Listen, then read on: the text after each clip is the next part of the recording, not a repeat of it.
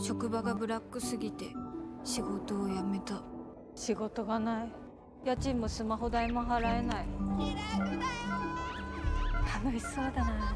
あ、来た。西野カナ子です。前職も小さい広告代理。うち殺し屋だぞ。お前人殺せんのか？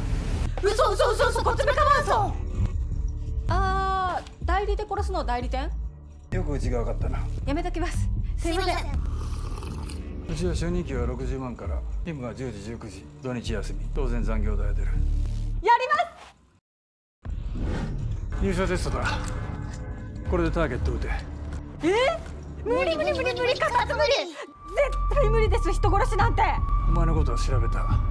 そこで上司から壮絶なパワハラに遭い、3年目に眼退者で、ターゲットはその上司だ。え